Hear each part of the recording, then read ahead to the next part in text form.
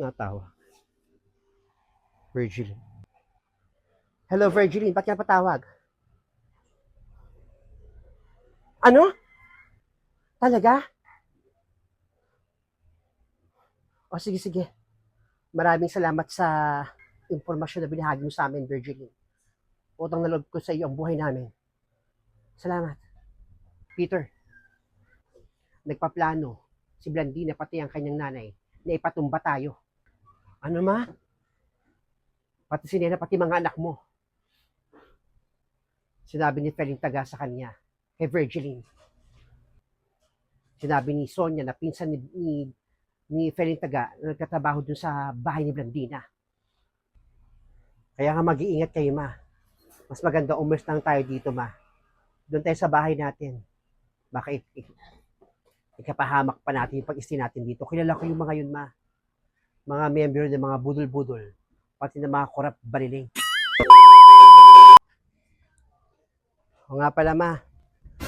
Mauna na kayo dun sa bahay.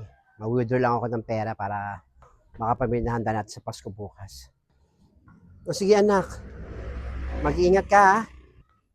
Ingat ka, kuya, ha? Salamat, Francia. Sige na, ma. Pwede lang ako sa palengke sa may 7-Eleven. Kaya na, ma. Paano yan, ma? Papasukin pa ba tayo nila Emiliana doon sa bahay nila? Di ba nabenta mo na yung kay kuya? Malaman baka hindi tayo papasukin yun kasi sa ginawa natin kay Rosa. Ay nga, iniisip ko na kung papapasukin tayo doon sa bahay ni Emiliana. Pero dead ma lang. Nakikiusap ko doon sa kuya mo. Ano mo lang sabihin ni Emiliana? Dead mahin na lang natin. Basta meron tayong matuluyan ngayong Pasko. Sa bagay, ma. Dead man na lang. Kaya na. Hoy, Emiliana, saan ka pupunta? O, Virgiline, ikaw pala. Punta ako kaya nila, bibigay ko itong grocery na po.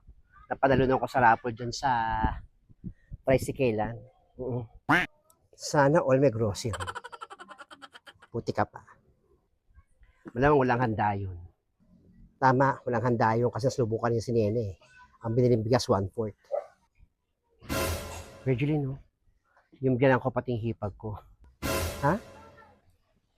Mukhang nagsabalutan. Mukhang lumayas. Mukhang kawawa. Sige, ka lang muna, Virgiline, ha? Hindi ka lang ito kay Nena. Sige, ka lang muna. Ito ka magluluto pa rin, eh. Maganda ako pa sa natsyombe na mamaya. Saka ko lang muna kakausapin si Aling Adelfa. Tama-tama si Emiliana. Emiliana, kamusta? Okay lang ho. Baka pwede kami makituloy muna sa bahay nyo. Hindi ho kayo pwedeng tumira sa bahay namin. Pinalayas na kami doon ng nanay ni Blandina, Emiliana.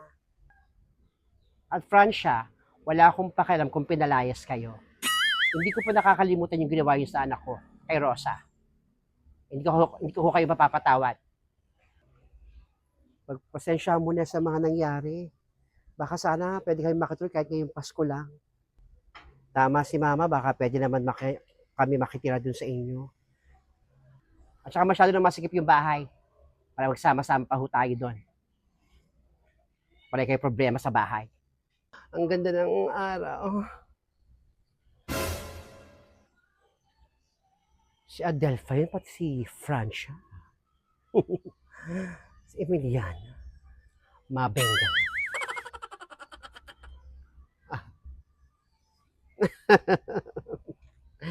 Deserve niyo yan, Aling Adelpha and Francia. Mga salbahe kasi kayo eh. Kahit sa inyong kamag-anak, minamalupitan ninyo. Masyado kayong salbahe. Biruin mo, apo mo, inaapi mo. Kaya deserve yung dalawa yan. Tignan nyo, walang tumutulong sa inyo. Kasi nga, karma nyo. Francia, huwag mo nang pansinin si Feli. Tama, Francia, huwag kang pumalag sa akin. Mapapahiya ka lang. Tama ka, ma. Huwag natin pansin yung mga nega. Halika na. Kung ayaw ni Emiliana, diwag. Sige, Emiliana, salamat na lang. Sige ho. Kaya maganda tayo ng mga upahan. Oo nga, anak. Mag-rent na lang tayo. Halika na.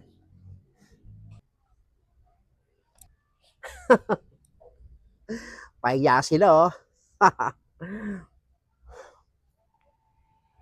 Papas ko pa naman. Parang may guilty sa puso ko. Deserve nila yan.